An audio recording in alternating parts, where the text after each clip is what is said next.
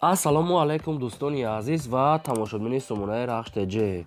дӯстони азиз, дар имрӯза навор якчанд намуд хона, замин, квартираҳои нав қабул кардем, ки пешкаштон мекунем бо нархҳои арзон. ҳастак квартираҳои фурӯшӣ аз территорияи Душанбе бо нархҳои 165 000 сомонӣ ҳастак, ки квартираҳои арзон тайёр медори зиндаги дар территорияи Шоҳмансур ва 112 микрорайон. ва ҳастак квартираҳои фурӯшӣ аз территорияи дӯстони азиз Рудаки, Бохтар ва ҳастак хонаҳои фурӯшӣ аз территорияи Ёвон, Ваҳдат, Исор, Куллоб, Бохтар ва заминҳои фурӯши бадор аз территорияи Душанбе ҳастак, ки бо нархҳои арзон замини холӣ аз Душанбе ҳам ҳастанд. барои видеонавори моро то охираш тамошо кунем, ба видеонавори мо лайк гузорен ва дар комментари нависед, ки ба шумо чӣ хел хонаҳо дар кор ҳастанд. мо дар видео оянда ҷудо карда пешкаштон мекунем. шумо дам агар ҳам хали хонаи фурӯшӣ, квартира, замин, мошин чизе ки барои фурӯхтан бошад, марамат сурат маълумот шуд дар WhatsApp мо рӯй кунем. мо дар видео оянда фурӯшта рекламада мегузорем. курси имрӯза 1000 рубл баробар аст ба 127 сомонӣ. наворасар мекунем, марамат рафтем. якм хонаи фурӯшӣ назди ҳавлигӣ аст. дӯстон, қарор дорад дар ноҳияи Ёвон дар ҷамъати Гулсара Юсупова гуфтагӣ аст. яъне қишлоқи Тулблоқӣ мешавад. Тулблоқи намак мегӯянд, яъне пеши лагер ва совхози якумда дохил мешавад. кадоме ки нафаҳмед аз соҳибашон занг зада мепурсам. ҳамагӣ 13 сотиқ замин маҳсулот дорад, ки 14 хона кардагӣ тайёра бадро, ки якта калидор ошхона баня кухнӣ дорад. ҳаста бочкаи 8 тоннага ҳаста, ки оҳанӣ бадро дурушт пури об аст, яъне оби захира бочкаи оҳанӣ, ки ҳамин бочка худашон қариб 15 000 сомонӣ нархшон меистад, барое ки мон ҳамин хел бочкаҳоро фурӯхта будем. ва ҳаста ошхона баня кухнӣ калидор аделна ва оғули дароз дорад, ки барои ҷои гов мол ё кардан бениҳоят ҷои хуб аст, ки оғулҳои калон дорад. гирди хона мегӯяд нимаш маҳкам ва нимаш мегӯяд бо сертификати маҳкам кардагӣ. дарахтони мевадиҳанда дорад ва рӯи ҳавлишам бетон, не ки ремонти хона бадро средняе ремонтҳои замонавӣ надорад, барои зиндагӣ 100% мешавад. ҳуҷҷатҳои хона мегӯяд 100%, мактаб, мағоза, ҳамин хел чизҳо, лагер дар наздикиш аст. дастфурӯша мегӯяд фурӯхта мешавад бо нархи 130 000 сомонӣ, баъдро бо арзонтар ҳам мешавад. ина рақамошон рақамҳои тестиала кор мекунад ва рақамҳои расмияшон дар имо WhatsApp пайваст доранд. ҳад рақамошон кор мекунад ва дар рақамҳои расмияшон WhatsApp пайваст дорад. кадоме ки мехарад 130 000 сомонӣ бо арзонтар мекунем, метавонем ки соҳибшон дастфурӯшона сумдар кунад. хона бо ҳама шароитҳои зиндагӣ таъмин аст. бадрон обсуда аст, 4 дар хона, марамат, дигар маълумотҳои пурраша аз соҳибашон гирин. агар шумо дамхали хонаҳои фурӯшӣ, квартира, замин, мошин чизе ки барои фурӯхтан бошад, марамат сурат маълумот шуд дар WhatsApp имо рӯй кунем, фурӯшта мегузорем. дим хонаи фурӯшӣ назди ҳавлигии навбатӣ аст. баъдро қарор дорад дар шаҳри Душанбе дар райони Фирдавсӣ гуфтагӣ аст. соҳибшон поёни Гипразе ва кӯчаи Шайнак мегӯяд соҳибшон. шаҳри Душанбе, райони Фирдавсӣ, поёни Гипразе, кӯчаи Шайнак. ҳамагӣ бадрон 4 сотиқ замин маҳсулот дорад, ки 3 дар хона кардагӣ тайёр, якта калидор ошхона баня кухнӣ. дӯстони азиз, кухнӣ ванна мегӯяд дар дуруни хона аст ва обсветам дорад. дар наздикиш мегӯяд мактаб мебошад. маълумотҳо иловагиша мегӯяд тариқи телефон метиҳем. боз якам аз дигар санг, якам аз қум, ҳамин хел чизо дорад. хонааш катур кардагӣ, монтаж кардагӣ, дар терезаҳо часпондагӣ аст, фақат рангу бор ҳамин хел корош мондагӣ аст, яъне камтаре дигар кор дорад. хоб дастфурӯшона мегӯяд фурӯхта мешавад бо нархи 220 000 сомонӣ, баъдрон бо арзонтара мешавад. мумкин дарошам тайёр бошад, не ки нагуфта, мумкин шпакловка кардагӣ бошад, барое ки соҳибшон аз даруни хона ягон чӣ гуфтагӣ нест, фақат ҳамин шукатур монтаж, яъне хел короша кардагианд, рангу боша мекунанд. ина рақамҳо мегафоншон кор мекунанд. марамат дӯстони азиз, дигар маълумотҳои пурраша аз соҳибашон гирем. хоҳиш мекунем лайкотона гузорем ва силкаи навора подписаш кунем. сеюм квартираи фурӯшии навбатӣ аст. дӯстон, қарор дорад дар шаҳри Душанбе дар пойтахт дар райони Шоҳмансур гуфтагӣ аст. соҳибшон повороти аэропорта қарор дорад, ки соҳибшон ҳамин хел гуфтанд ҷои бениҳоят хуб аст, ҷои беҳтарин аст. ноҳияи Шоҳмансур, повороти аэропорт. якхонага квартира аст, ки дар сеюм мошина қарор дорад. 35 квадрати метр.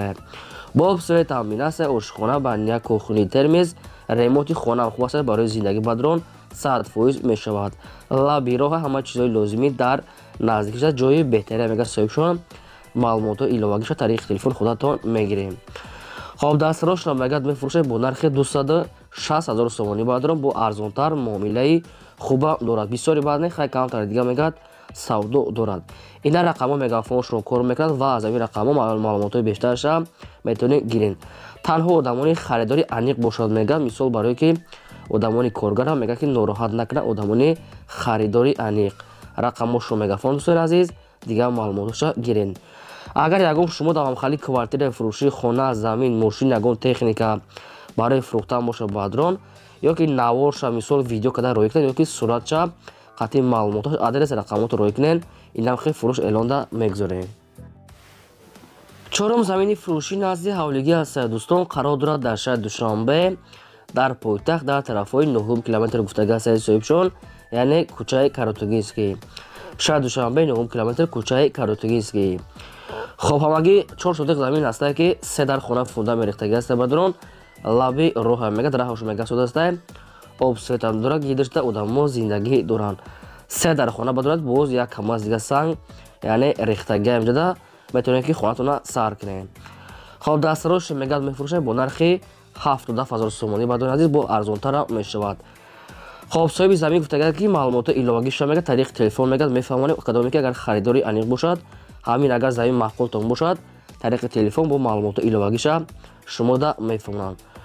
то ҳамин замина мегӯяд роҳуш мегасуд аста яъне ки роҳи мошингар дорад мегӯяд соҳибшон пул далкура мегӯяд ба ҳамин хотир фурӯхтастем.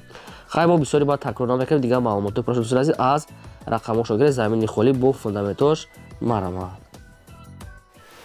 панҷум хонаи фурӯшӣ назди ҳавлигии навбатӣ аст бадрон қарор дорад дар шаҳри Душанбе дар кӯчаи Гулбута гуфтага аст бадрон яъне ки поёни корвон мешавад дачаҳои Маҳмудай гуфтага аст соҳибшон дар пеши дачаҳои Маҳмудай.